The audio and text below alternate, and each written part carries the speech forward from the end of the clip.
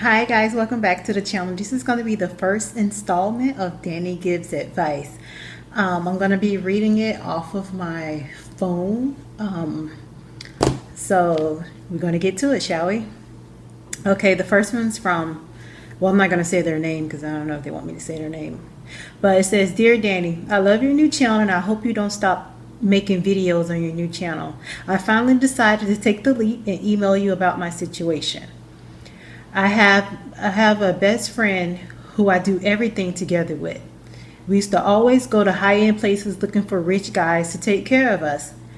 And we always done this together. So one day we was at this bar and this man propositioned us. He said he wanted both of us to be his girlfriend. Girlfriend is in quotation. So we was like, cool. So we decided we was just going to milk him and use him for his money. But now we've been together for about 6 months now. Both of us have been with him about 6 months. We never had like a threesome or something together. He just always take turns with us, but not on the same day. But now both of us might be pregnant. Now, neither one of us had to work. He always gave us an allowance at the beginning of the month, and we always took trips together. And he always introduced both of us as his girlfriend. But my question is, how do I get out of this situation? I really want him to myself, and I want him to break it off with my friend. Can you give me any advice? First of all, you should have never entered into this agreement. You never said it if this was your first time doing this. So I'm assuming it was your first time doing this. And it's really, really weird. Because what if you both are pregnant? And then what if you and your friend starts like to not like each other because both of you guys are pregnant? And since you feel that you may be in love with him, she probably feels the same way. So it's going to be a bunch of backstabbing and betrayal in the end. Because girls are really catty. And especially when you love a guy or you think you in love with the guy, women do crazy stuff just to win, even if they don't even want the guy in the end anymore. They just do it just to win. My thing is, I will tell you to find out if you are pregnant and find out if she is pregnant as well. Express your concerns to her and him together so stories won't get misconstrued or he go back and say something else and she go back and say something else and it's not what you said. So y'all, all three of y'all need to sit down and hash out this situation together because right now it is a messed up situation. If you aren't pregnant or if she isn't pregnant, then y'all need to figure out how y'all gonna break this off. Unless you still want to continue to use him for money until you find another sugar daddy. Because I'm quite sure that's probably what this is. Because you didn't specifically say if it was a sugar daddy or not.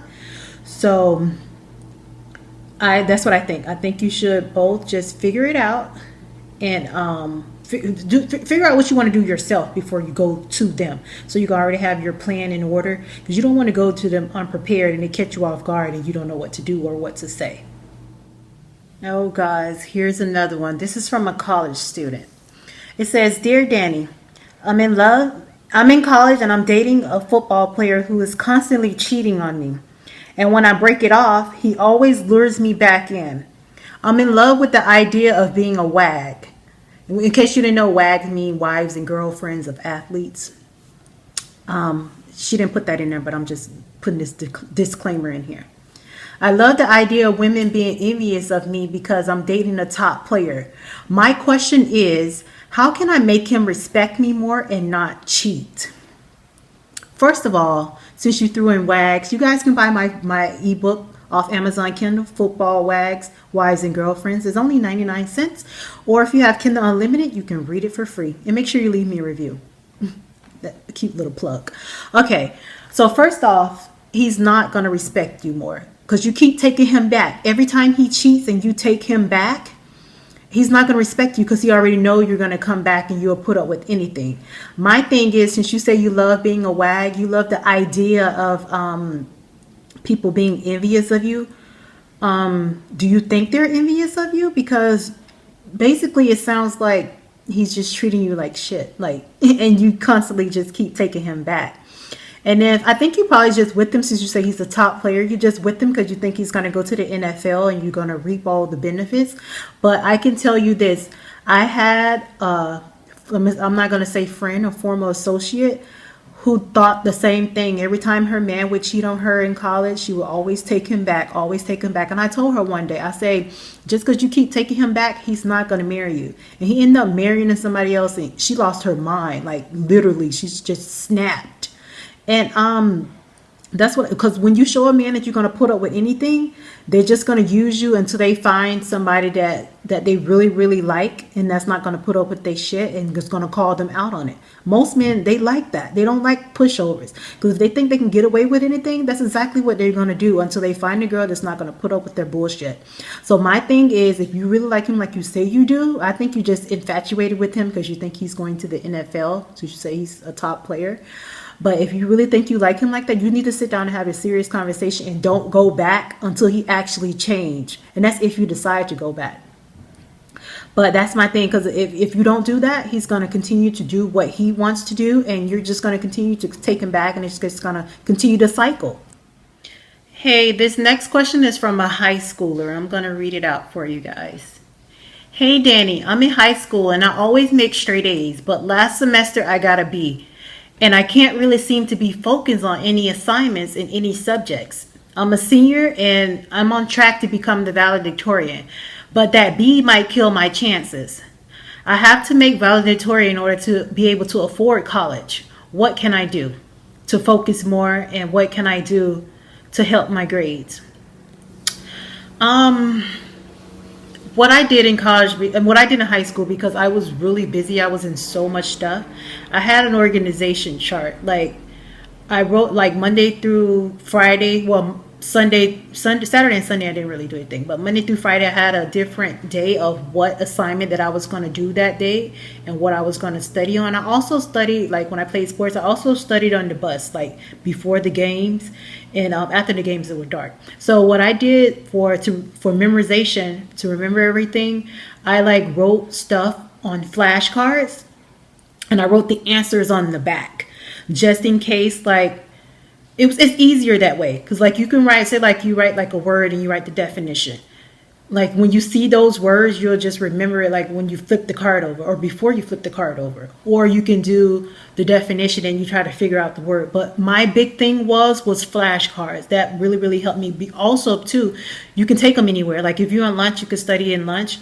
Like I said, I studied before the game. You can study after the game too, like when you go eat and stuff, because most of the time they take you to go eat before they take you back home during high school.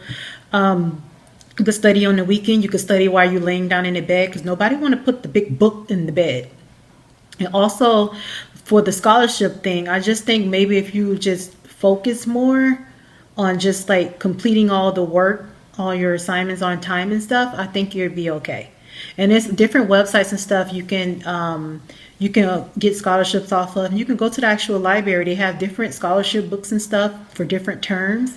And most of them is for minorities. And you could just go in there and apply to the thing. Most of them have the website that you could apply directly offline, but they have books in the library too. And those books are free and you can check them out. If you don't have a library cards for your county is always free. And it should be some in school too.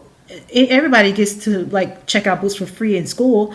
So that's my suggestion to you. Just like try to make flashcards, try to have an organization chart or like a calendar and write down everything you need to do for that day, like the night before. Like to this day, I always have a task list. Even though I'm not in school anymore and I'm not in college anymore, but I always list out on my phone or like write out every night the things I need to do for the next day. And I also have stuff saved in my phone each day of the month for certain stuff that it will notify me to don't forget to pay this or don't forget to do that. So I always have some kind of notifications, because like right now I'm always doing so much stuff that I will forget to, and by the time I get home at night, I'm laying in the bed and I'm like, damn, I forgot to pay my phone bill. Well, I could just do that online. Or like, damn, I forgot to go buy groceries and stuff like that, because you just get so sidetracked, especially these days. Everything is just going so fast. So just try to have an organization chart, try to have a calendar that you could write stuff down with. I'm quite sure it will make your life a whole lot easier and you'll be less stressed. Thank you guys for tuning in. Don't forget to rate, comment, and subscribe. And if you want your questions answered, email me at dannigivesadvice@gmail.com. I will also put it on the screen and I will link it down below. If you want to follow me on social media, I'm going to put those down below as well. Instagram and Snapchat is Letha Beauty XO. Facebook is Miss Danielle Griffin, and Twitter is Danni_Griffin. Also, you can buy my ebook off Amazon Kindle. It's called Football Wags, Wives and Girlfriends. I will link that down below as well. If you have Kindle Unlimited, you could read it for free. I would love to hear you guys' feedback. Leave a review on the book if you read it or purchase it. Also, you can leave a comment down below and give the people advice as well if you have a different point of view of what I told them today, or some opinions or facts that you think may work. You can leave it down below, and hopefully they watch the video and see you guys' advice as well. Thank you guys. Thank you for tuning in. See you next time. Bye.